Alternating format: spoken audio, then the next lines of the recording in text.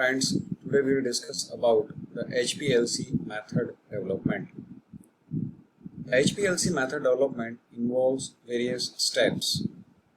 First step is analysis of chemical structure of a compound. Second, sample pretreatment. Third, selection of mobile phase. Fourth, selection of stationary phase and availability of detectors and instruments.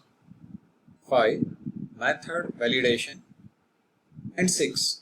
Application of developed method for the analysis of drugs, compounds and even in dissolution study.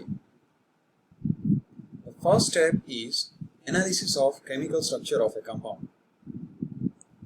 Chemical structure of a compound provides the best clue for the selection of initial HPLC conditions. For example, if the molecule is chiral, then we can have a chiral chromatography. If the molecule is ionic compound, we can go with an ion exchange chromatography. If a compound is polar in nature, then we can go with reverse phase liquid chromatography.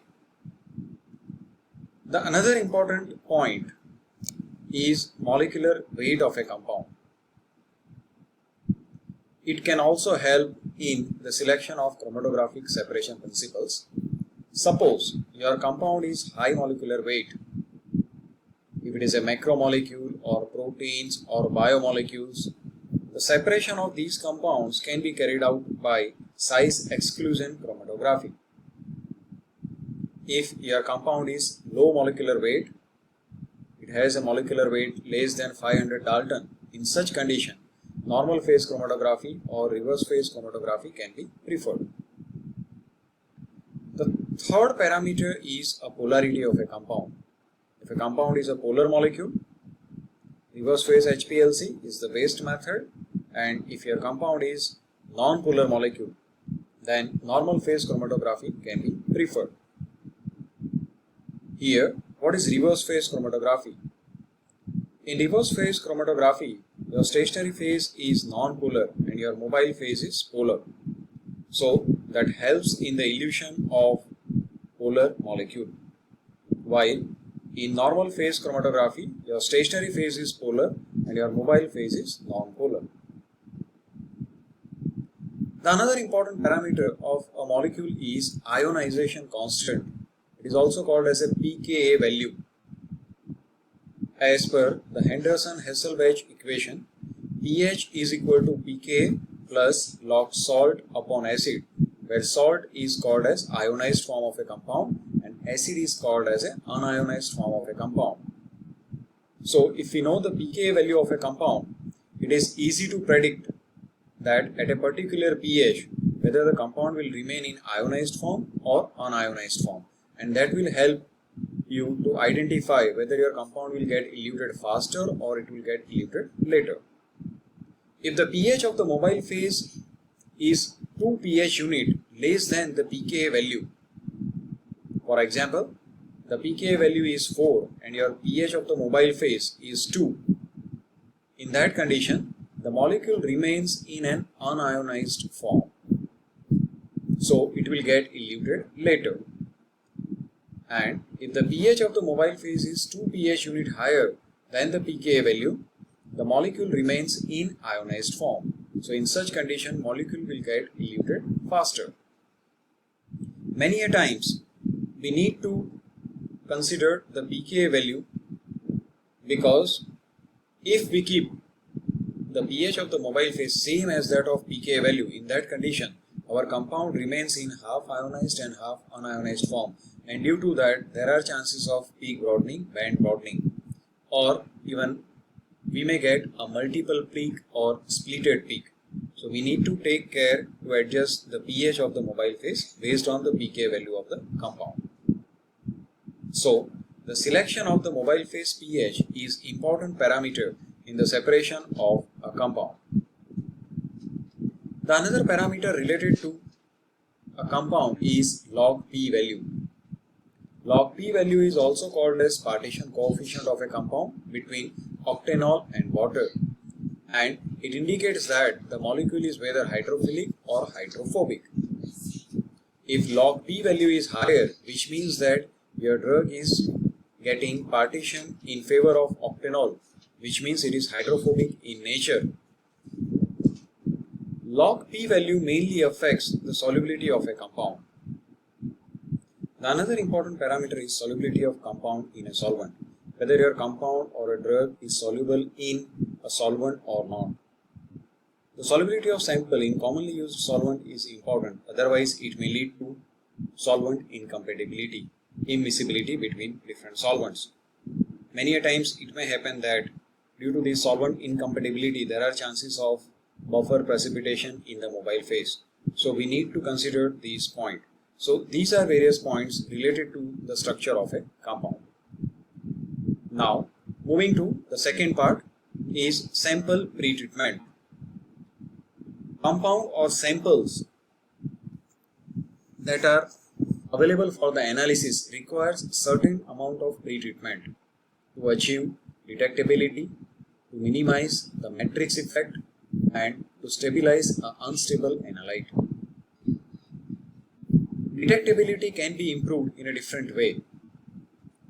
One of the ways is using derivatizing agent, which are used to improve the detectability of a compound.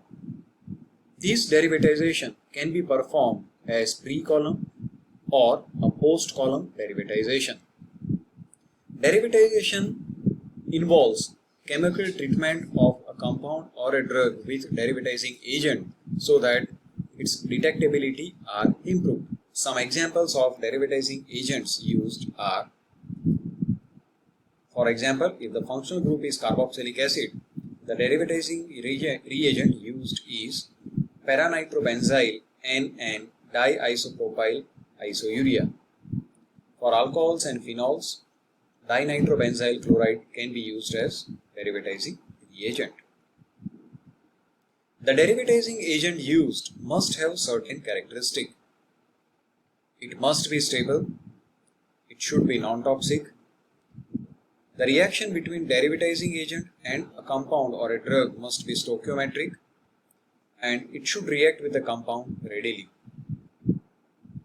Derivatizing agent must not interfere with the detection of the compound. The second point that we need to consider is minimizing matrix effect. Many compounds are a part of complex matrix, or compounds are a part of a mixture.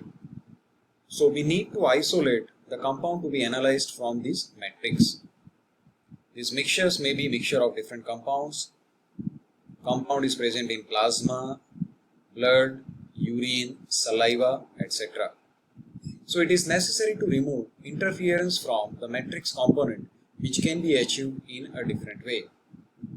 Various methods used are selective solvent extraction, where a compound desired is extracted using a solvent in which it is soluble and the matrix are insoluble.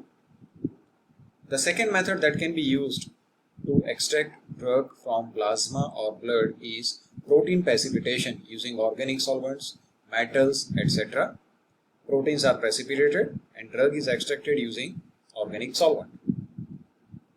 The third approach that can be used is to remove particular contamination is centrifugation and decantation. So by these way, matrix effect can be minimized in a sample. Now, the selection of HPLC method and initial conditions plays an important role. It depends on the nature of the sample. If sample is regular sample, normal sample, synthetic sample, in that condition, if the compound is neutral and if samples dissolve in solvent, then RPHPLC is the preferred choice. If the compound is ionic in nature, then ion pair chromatography or ion exchange chromatography is the preferred method.